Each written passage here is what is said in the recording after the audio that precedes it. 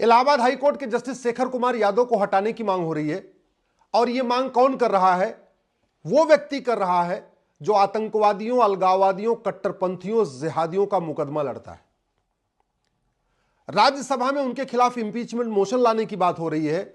और यह व्यक्ति कौन है जानते हैं जो मोशन लाने की बात कर रहा है? जो पीएफआई का मुकदमा लड़ता है, सिमी का मुकदमा लड़ता है, आतंकवादियों का मुकदमा लड़ता है। एक नेता ने भी भारत के मुख्य न्यायाधीश को चिट्ठी लिखी है, वो कह रही है इनको हटाया जाए। बड़े आश्चर्य की बात है, सबको फ्रीडम ऑफ एक्सप्रेशन है, सबको फ्रीडम ऑफ स्पीच है, लेकिन हाईकोर्ट के जज को बोलने की आजादी नहीं है।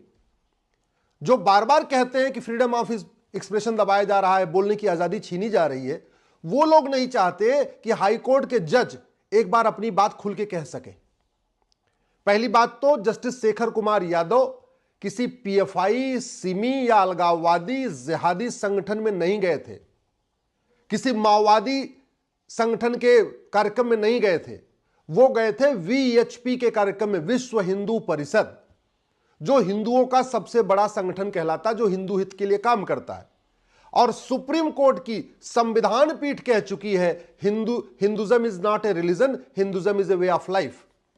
इनफैक्ट हमारी पिछले साल हमारी एक याचिका थी जिसमें मैंने भारत में नेमिंग कमीशन लागू करने की मांग किया था। उसमें ही जस्टिस दो जजों की बेंच ने कहा था, justice K M. Joseph, justice Nagarathna की बेंच ने कहा था Hinduism is a way of life. अगर Hinduism is a way of life है तो हिंदुओं के लिए कार्य करने वाला संगठन विश्व हिंदू परिषद के कार्यक्रम में किसी जज का जाना यह गलत कैसे हो गया? सुप्रीम कोर्ट कहे Hinduism is a way of life तब तो ठीक है, लेकिन जस्टिस शेखर कुमार यादव यही बात कह दे तो गलत हो गया। दूसरी बात, जस्टिस शेखर कुमार यादव ने कहा यूसीसी लागू होना चाहिए, मजहब के आधार पर सारे नियम कानून खत्म होने चाहिए। अरे संविधान का आर्टिकल 13 यही कहता है, आर्टिकल 13 कहता है देश आजाद हो चुका है, देश सोवरिन हो चुका है, देश संप्रभु हो चुका है। भारत में जितने भी 1950 से पहले मजहब के आधार पर नियम कानून है, भेदभाव करने वाले कानून है, वो खत्म होने चाहिए। आर्टिकल 13 यही कहता है। तो जस्टिस शेखर कुमार यादव ने वही बात कही जो आर्टिकल 13 कहता है, तो उन्होंने गलत क्या कह दिया?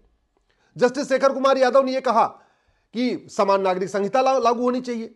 1948 पे इस पे चर्चा हो चुकी है, संविधान सभा में खूब चर्चा हो चुकी है। बाबा साहब अंबेडकर ने कहा कि हां यूसीसी होना चाहिए, और वही बात जब जस्टिस शेखर कुमार यादव कह रहे तो गलत हो गए। मतलब गजब का पाखंड चल रहा है भाई इस देश में। एक बात और कही जस्टिस शेखर कुमार यादव ने कि देश बहुसंख्यकों की इच्छा पे चलेगा। वो तो चलता रहा है, पहले भी चल रहा था, आज भी चल रहा है, आगे भी चलेगा। अरे सारी पॉलिटिकल पार्टियां चुनाव के पहले एक मैनिफेस्टो बनाती हैं, उस मैनिफेस्टो में अपने कार्यक्रम लिखती हैं, हम क्या करेंगे क्या करेंगे क्या करेंगे। उसके बाद जनता से वोट मांगती है, और देश की बहुसंख्यक जनता जिसको वोट करती है वो पॉलिटिकल पार्टी आके अपने मैनिफेस्टो को लागू करती है। तो चाहे वो भारत हो, चाहे वो पाकिस्तान हो, चाहे वो बांग्लादेश हो, चाहे वो अमेरिका हो, चाहे सिंगापुर हो, चाहे जापान हो, हर देश बहुसंख्यक की इच्छा पे ही चलता है। जहां मेजॉरिटी वोट करती है वही पॉलिसीज लागू होती है। इसमें जस्टिस शेखर कुमार यादव ने क्या कह दिया? एक शिकायत आई है कि जस्टिस शेखर कुमार यादव ने अपनी शपथ का उल्लंघन किया। मैं उनको कहता हूं जरा जजों की शपथ क्या होती देख लीजिए। शेड्यूल 3 में सबकी शपथ लिखी हुई है संविधान के। इसमें सांसद, विधायक, मंत्री, जज, हाईकोर्ट के जज, सुप्रीम कोर्ट के जज, सबकी शपथ लिखी हुई है। उन्होंने अपने शपथ का कौन सा शब्द का वायलेशन किया मुझे बताइए। अरे इसमें लिखा हुआ है हम रूल ऑफ लॉ अपहोल्ड करेंगे। जस्टिस शेखर यादव ने यही कहा कि भैया यहां पे तानाशाही नहीं चलेगी और किसी की मजहबी नियम कानून नहीं चलेगा, रूल ऑफ लॉ चलेगा। उसमें उन्होंने कौन सा गलत कह दिया? उन्होंने जस्टिस शेखर, इसमें लिखा हुआ है कि हम देश की एकता अखंडता मजबूत करेंगे। जस्टिस शेखर कुमार यादव ने यही कहा कि मजहब के आधार पर नियम कानून चलेंगे तो देश की एकता तार तार हो जाएगी, यूसीसी आएगा, देश की एकता अखंडता मजबूत होगी, भाईचारा बढ़ेगा। एक उनका कहना है कि माइनॉरिटीज के ऊपर हमला है। पहली बात तो मैं इन पाखंडियों से पूछता हूं, माइनॉरिटी होता कौन है? कभी सोचा आपने? संविधान में कहीं माइनॉरिटी कौन है लिखा हुआ है क्या? भारत के किसी कानून में माइनॉरिटी लिखा हुआ है क्या? माइनॉरिटी डिफाइन करना होगा तब तो तुम्हारी बोलती बंद हो जाती है।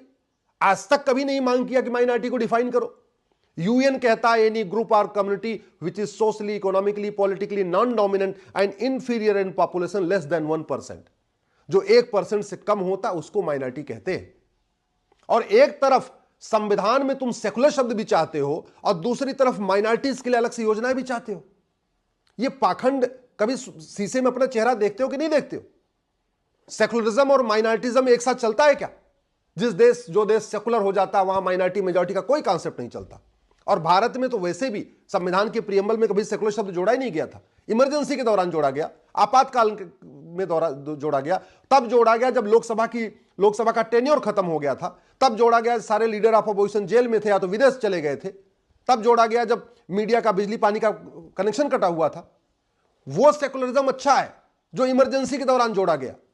लेकिन जस्टिस शेखर कुमार यादव कह दें कि वास्तव में सेकुलरिज्म होना चाहिए, मजहब के आधार पर नियम कानून बंद होने चाहिए, तो क्या गलत कह दिया? इस देश में अगर माइनॉरिटी डिफाइन हो जाए ना तो बहुत बड़ा काम हो जाएगा। मैं तो कहता हूं आज हेट स्पीच डिफाइन होना चाहिए और जितनी भी मजहबी किताबें हैं, जितनी भी रिलीजियस किताबें हैं, जितने भी धार्मिक ग्रंथ हैं, सबको एक बार स्क्रूटनी होनी चाहिए और पता चले देश को कि वास्तव में कौन कौन सी किताब हेट स्पीच फैला रही है। माइनॉरिटी डिफाइन होना चाहिए। इस देश में पारसी, यहूदी, बहाई के अलावा कोई माइनॉरिटी नहीं है। वैसे तो माइनॉरिटी मेजॉरिटी की कोई जरूरत ही नहीं है। जब आर्टिकल 14 से लेकर आर्टिकल 30 तक सबको इक्वल राइट है, फिर माइनॉरिटी मेजॉरिटी के कॉन्सेप्ट की जरूरत ही नहीं है। भारत के संविधान निर्माताओं ने कभी यह नहीं सोचा था कि अलग से माइनॉरिटी फिल्म हिस्ट्री चलेगी, अलग से माइनॉरिटी कमीशन बनेगा। कभी नहीं उन्होंने सोचा था। उन्होंने कभी नहीं सोचा था कि माइनॉरिटी के नाम पे वजीफा दिया जाएगा, लोन दिया जाएगा, सब कुछ दिया जाएगा। भारत के संविधान निर्माताओं ने कभी नहीं सोचा था कि नफरत फैलाने वाले मदरसों को भी माइनॉरिटी के अंतर्गत प्रोटेक्शन मिलेगा। भारत के संविधान निर्माताओं ने कभी नहीं सोचा था कि जो हम फ्रीडम ऑफ रिलीजन दे रहे हैं वो फ्रीडम ऑफ कन्वर्जन बन जाएगा। आर्टिकल 25 पे कभी चर्चा नहीं करते, जहां फ्रीडम ऑफ रिलीजन के नाम पे फ्रीडम ऑफ कन्वर्जन हो रहा है। आर्टिकल 26 की कभी चर्चा नहीं करते, जहां पे गैर मजहबी संगठन स्ट्रक्चर को भी मजहबी घोषित किया जा रहा है, उस पर कभी चर्चा नहीं करेंगे। आर्टिकल 30 पे कभी चर्चा नहीं करेंगे, हु इज माइनॉरिटी, कभी चर्चा नहीं करेंगे। और मुझे एक चीज बताओ, कम से कम ऐसे लोगों को जस्टिस शेखर कुमार यादव के खिलाफ बोलने की बिल्कुल छूट नहीं मिलनी चाहिए जो जिहादियों का मुकदमा लड़ते हैं, आतंकवादियों का मुकदमा लड़ते हैं, अलगाववादियों का मुकदमा लड़ते हैं, नक्सलियों का मुकदमा लड़ते हैं, कट्टरपंथियों का मुकदमा लड़ते हैं। ऐसे लोगों को तो बिल्कुल छूट नहीं मिलनी चाहिए जो ऐसे देश विरोधी संगठनों में जाके भाषण देते हैं, जो उनका मंच साझा करते हैं। जस्टिस शेखर कुमार यादव ने वीएचपी का मंच साझा किया है, विश्व हिंदू परिषद, और सुप्रीम कोर्ट की संविधान पीठ कह चुकी है Hinduism is a way of life. तो और कम से कम उन लोगों को तो बिल्कुल इसकी इजाजत नहीं मिलनी चाहिए जो वेतन लेते हैं सांसद का, भत्ता लेते हैं सांसद का, free air ticket, free rail ticket सांसद का, नौकर चाकर सिक्योरिटी जनता के टैक्स के पैसे से, लेकिन संसद में नहीं जाते, सुप्रीम कोर्ट में वकालत करते हैं।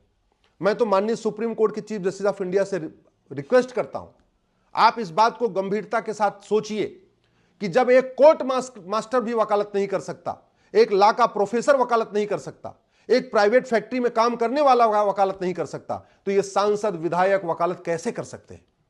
जो उन सांसदों विधायकों को वेतन भत्ता, गाड़ी बंगला कानून बनाने के लिए मिलता है, संसद में रहने के लिए मिलता है, वो संसद में बंक मारते हैं, संसद में नहीं जाते हैं, संसद का सत्र चल रहा होता है और सुप्रीम कोर्ट में बहस करते रहते हैं। वो संसद के द्वारा बनाए गए कानूनों को आके सुप्रीम कोर्ट में चैलेंज करते रहते हैं। ये कॉन्फ्लिक्ट ऑफ इंटरेस्ट नहीं है क्या? कहां गया separation of power? Separation of power तो तार तार हो रहा है, प्रतिदिन सुप्रीम कोर्ट के सामने तार तार हो रहा है, जब सांसद विधायक जिनको संसद में होना चाहिए, जिनको विधानसभा में होना चाहिए, जिनको लोकसभा राज्यसभा में होना चाहिए, वो आके सुप्रीम कोर्ट में बैठ जाते हैं। ये इस पे माननीय जजों को सोचना पड़ेगा। ऐसे लोग जो बाकायदा सांसद विधायक हैं वकालत कैसे करेंगे? मैं फिर से कह रहा हूं, जस्टिस शेखर कुमार यादव ने क्या कहा है इस पर गंभीरता के साथ चर्चा होनी चाहिए। आप उनकी जबान नहीं काट सकते, आप उनको इस तरीके से डिमोलिश नहीं कर सकते, आप उनका फ्रीडम ऑफ स्पीच नहीं छीन सकते। वो जज हैं तो क्या उनको बोलने की आजादी नहीं है क्या? और उन्होंने जो कुछ बोला है वो सब संविधान में लिखा हुआ है। उन्होंने कहा मजहब के आधार पर नियम कानून खत्म करो, आर्टिकल 13 कहता है। उन्होंने कहा यूसीसी लागू करो, आर्टिकल 44 कहता है। उन्होंने